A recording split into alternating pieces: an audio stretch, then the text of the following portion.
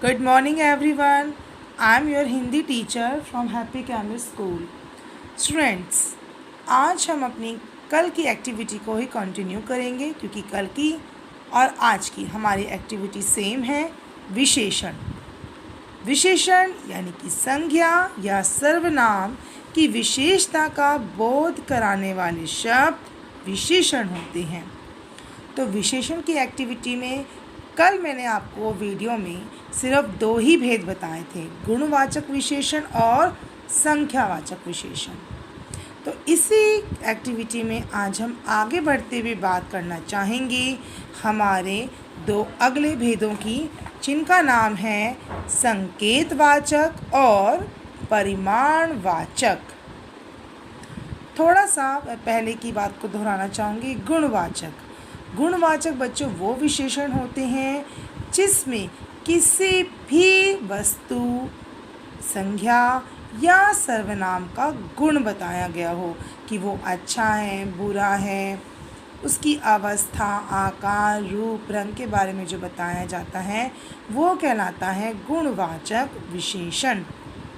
उसके बाद बात करी थी हमने संख्यावाचक विशेषण की, जिसको दो भागों में बांटा गया है.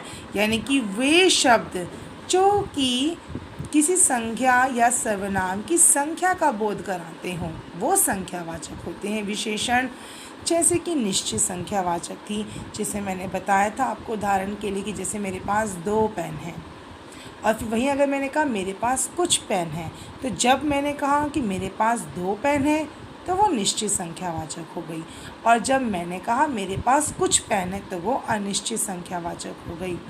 लेकिन यहाँ पर एक बात और भी आती है बच्चों, बात आती है इस चीज़ की कि आप सबको इसमें ये ध्यान रखना है कि संख्यावाचक में आप सिर्फ उन्हीं वस्तुओं को लेंगे जिन्हें आप सिर्फ संख्या में इस्तेमाल करते हों. आप इसमें फलों को नहीं तोलने लगेंगे, आप फल नहीं तोल सकते. इसमें सिर्फ आपके केले आ सकते हैं. आप कहेंगे मैडम बाकी फल भी तो हम गिन सकते हैं. बिल्कुल सही कहा आपने, हम बाकी फल भी हम गिन सकते हैं, गिने जा सकते हैं.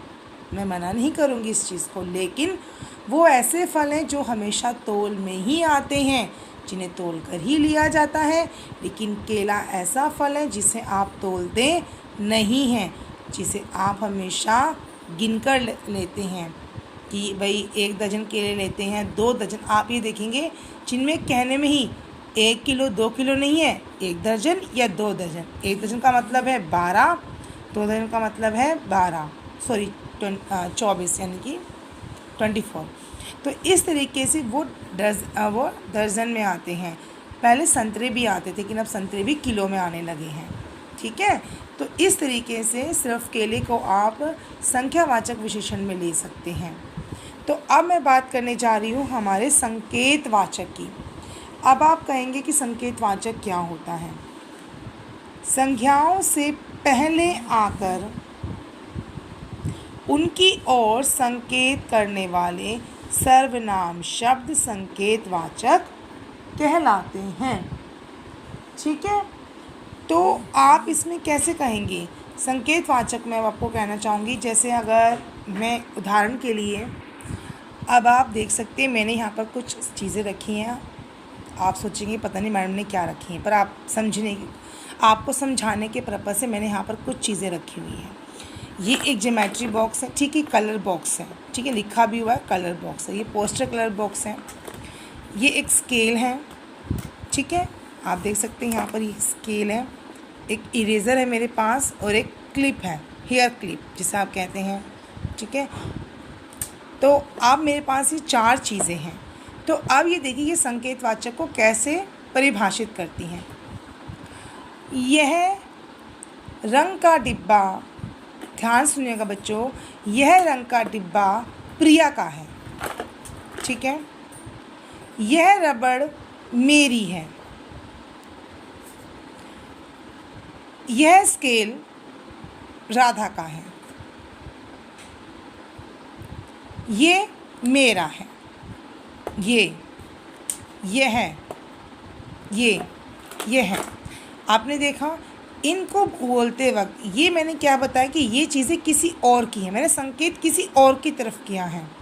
ठीक है। आप सोचिए, वो घर मेरा है, मैं एक बात कर रही हूँ, वो घर मेरा है, वो, यह, ये सभी क्या हैं? ये संकेतवाचक हैं जो आपको ये बता रहे हैं। और ये संज्ञाओं, अभी देखो, रंग का डब्बा है, स्केल है, रबड़ है, बालों का ये जो बालों की क्लिप है, ये सभी क्या हैं? आप सभी समझ सकते हैं ये सभी क्या चीज़ें हैं? ये सभी संज्ञा चीज़ें हैं, वस्तुएं हैं ना ये, क्योंकि किसी व्यक्ति, वस्तु, स्थान आदि का नाम क्या कहलाता है? संज्ञा कहलाता है। तो अब ये सब चीज़ें क्या हैं? ये सभी चीज़ें संज्ञा हैं। और मैंने फिर बताया कि ये उसकी है, वो उसकी है। अगर बात की जाए घर की, तो मैंने कहा ये घर, वो घर मेरा है। तो यानी कि जब हम किसी वस्तु की ओर इशारा कर कर ये कहते हैं कि ये उसका है या ये मेरा है, वहाँ पर वो संकेतवाचक विशेषण बन जाता है। तो क्या बन जाता है वहाँ पर? वो संकेतवाचक विशेषण बन जाता है, क्योंकि संज्ञाओं से पहले आकर आप देख सकते हैं ना, यह, वह, सर्वनाम शब्द तो हुए ना, ये, वो, यह, है ना भाई। तो क्या हुए? ये सर्वनाम शब्द है, और जो संज्ञाओं से पहले आकर लग करके बताते हैं कि ये वस्तु उसकी है, ये चीज़ उसकी है। तो इसलिए यहाँ पर क्या हो गया? संकेतवाचक। उम्मीद है इस तरीके से आप सभी को ये समझ में आ गया होगा।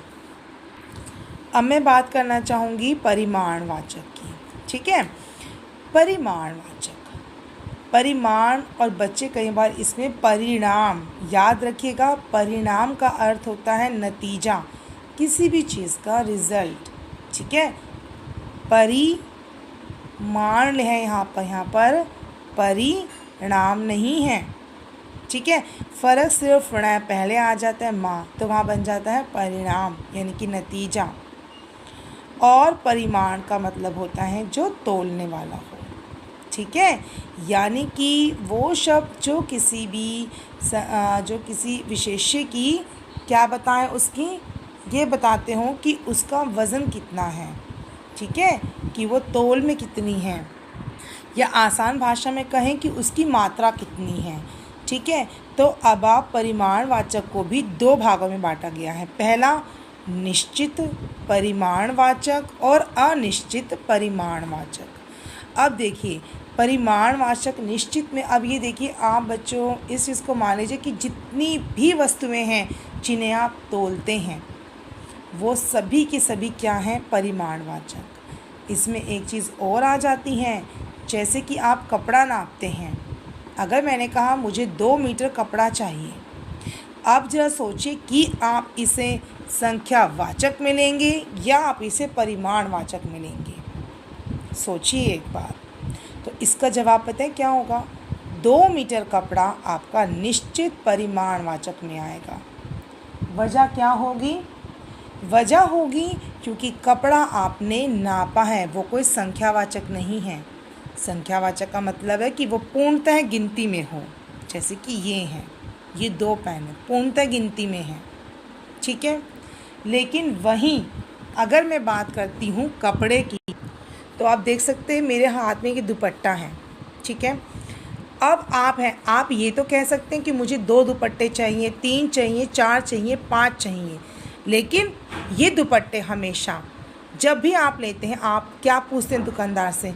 भैया ये 2 मीटर तो पूरा 2 मीटर का है ना दुपट्टा? तो देखिए, यानी कि 2 मीटर कैसे पता चलेगा? जब आप इसे नापेंगे, है ना? जब आप इसे नापेंगे जभी तो आप कह सकते हैं कि 2 मीटर है। भले आप देखिए, जब भी आप किसी भी कपड़े को आप लेने जाते हैं, बात यहाँ पर कपड़े की हो रही, ध्यान रखिएगा मैं बात क्या कहना चाहती हूँ। जब बात होती है सिर्फ कपड़े की, ये कपड़ा है, सपोज इट, अभी दुपट्टा नहीं, सिर्फ ये कपड़ा है, मैंने कहा मुझे 4 मीटर कपड़ा चाहिए, तो दुकानदार मुझे 4 मीटर कपड़ा नाप के देगा, तो ये हो जाएगा निश्चित परिमाणवाचक। लेकिन वहीं जब मैंने कहा दुकानदार से कि भैया मुझे 2 शर्ट चाहिए, याद रखिएगा, जब मैंने कहा मुझे 2 शर्ट चाहिए, तो वो निश्चित संख्यावाचक हो जाएंगी। रीज़न बताती हूँ अभी, कारण क्या है? जब कपड़ा तैयार होता है तो कपड़ा क्या होता है, कपड़े की काटा छाँटी कर दी जाती है, यानी कपड़े की कटिंग कर दी जाती है। कपड़े को काट करके एक आकार दे दिया जाता है, जिसकी वजह से फिर उसे आप नाप नहीं सकते। फिर आप उसको नापते हैं। ध्यान रखिएगा मैं जो कहना चाह रही हूँ, नापने से मतलब है फिर तो आप उसे इंचज़ में लेते हैं। हाँ भाई 36 सेंटीमीटर की है ये, 40 सेंटीमीटर की है ये, लेकिन क्योंकि वो रेडीमेड है, वो तैयार हो चुकी हैं, उसमें कटिंग की जा चुकी है, फिर वो निश्चित संख्यावाचक में आ जाएगी। ये चीज़ आपको यहाँ पर ध्यान रखनी होगी, ठीक है। कपड़े की बात होगी तो कपड़ा हो जाएगा निश्चित परिमाणवाचक में। अगर मैंने कहा मुझे 4 मीटर या 5 मीटर कपड़ा चाहिए, पर लेकिन अगर मैंने ये कहा कि मुझे एक जोड़ी सूट सलवार चाहिए, तो पता है क्या होगा, वो निश्चित संख्यावाचक में आ जाएगी। अगर आपको अभी भी डाउट है ना मेरी बात पर, तो एक और सबसे अच्छा बात बताती हूँ आपको। जब आप दुकानदार के पास कभी भी कपड़ा लेने जाएं, तो उनसे ये कहिएगा, आप उनसे जब पूछेंगे ना, दुकान सबसे पहले आपसे क्या पूछेगा, आपने कहा हमें पैंट शर्ट चाहिए या हमें सूट चाहिए, तो क्या पूछेगा, रेडीमेड चाहिए या कपड़ा चाहिए। जब आपसे वो कहेगा कपड़ा, आपने कहा मुझे कपड़ा चाहिए, तो पता है आपसे वो क्या पूछेगा कि आपको 4 मीटर कपड़ा बहुत रहेगा, 4 मीटर में आपका एक जोड़ी, ध्यान में सुनिएगा, 4 मीटर में आपका एक जोड़ी सूट सलवार बन जाएगा। आपने कहा चलो मुझे कमीज का भी कपड़ा दे दो, तो उसने आपको कमीज का दिया 1.5 मीटर कपड़ा, उसने कहा आपके इसमें एक कमीज बन जाएगी। तो जब यहाँ पर बात एक की आ गई तो वो निश्चित हो गया संख्यावाचक, एक सूट निश्चित संख्यावाचक। लेकिन जब बात वहाँ पर उसकी नापने की आई तो वह वहाँ पर निश्चित परिमाणवाचक हो जाएगा। 4 मीटर कपड़ा आपने बाकायदा नापा, और आपको पता है कि जब कोई कपड़ा स्टिच किया जाता है, कपड़े में से काट छाड़ करके कोई कपड़ा तैयार किया जाता है, कोई ड्रेस तैयार की जाती है, तो उसमें क्या होता है, उसमें कुछ कपड़ा बच भी जाता है, इसलिए उसे हम फिर परिमाणवाचक में नहीं लेते, फिर वो संख्यावाचक में आ जाता है, टू पीसेस आ जाते हैं, क्योंकि वो टुकड़ों में बट जाता है। अब बात करते हैं अनिश्चित परिमाणवाचक की। तो अनिश्चित परिमाणवाचक क्या होगा, वो वस्तुएं जिन्हें, जैसे आपने कहा कि मेरे पास कुछ दूध है, मेरे पास थोड़ा सा घी है, मेरे पास थोड़ा सा पानी है, तो ये सभी क्या है, अनिश्चित। देखिए पानी भी हमेशा लीटर में आता है, ठीक है, पानी हमेशा लीटर में आता है और आप उसको मेज़र कर सकते हैं, इसलिए वो भी निश्चित परिमाणवाचक में आएगा, संख्यावाचक में नहीं आएगा।